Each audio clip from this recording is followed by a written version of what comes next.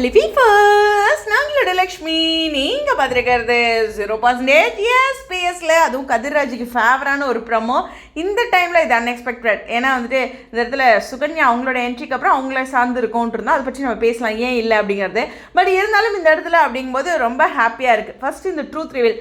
கதிர் மேலே இருக்க பழி வந்து கண்டிப்பாக ராஜிக்குமே ஒரு ப்ரெஷராக வருத்தப்பட்டுட்டு தான் இருந்தாங்க. அந்த திருட்டு சம்திங் அந்த நகை தொலைஞ்சதுக்கு அப்படின்ட்டு டோட்டல் ஃபேமிலியுமே. ஸோ இந்த விஷயம் வேலு ஃபேமிலிக்கும் கன்வே பண்ணுறாங்க. வீட்டுக்கு அத்தனை போலீஸ் வரணுமா அப்படிங்கிற ஒரு கேள்வி இருக்குது. என்னமோ அரெஸ்ட் பண்ண வர மாதிரி ஃபஸ்ட்டு இன்னும் அதை அரெஸ்ட் பண்ணுற மாதிரி வராங்க அப்படின்னு நானும் நினச்சேன். பட் இருந்தாலும் இந்த இடத்துல வந்து இந்த கண்ணன் அந்த திருட்டு ரிலேட்டடாக அப்படிங்கிற ஒரு விஷயத்த போலீஸ்கிட்ட தெரிஞ்சுக்கிறாங்க. அது மட்டும் இல்லை, ராஜியும் வந்து கண்ணன் தான் திருடனா, நான் எடுத்துகிட்டு போனனாக அப்படியே கட் ஆகுது அந்த இடத்துல சீனு. அடுத்து திருடினது அப்படிங்கிறது கண்ணன் அப்படிங்கிறாங்க. ஸோ இந்த கண்ணனை வந்து கதிர்ராஜ் எப்படி சொல்லுவாங்க அப்படின்னா, மேபி கதிர் இந்த இடத்துல எப்படி சொல்லுவார்னா என்னோட ஃப்ரெண்டுங்கிற மாதிரி சொல்லிடுவாங்க. ஏன்னா ராஜி மேலே தவறாக போயிடும் இல்லையா.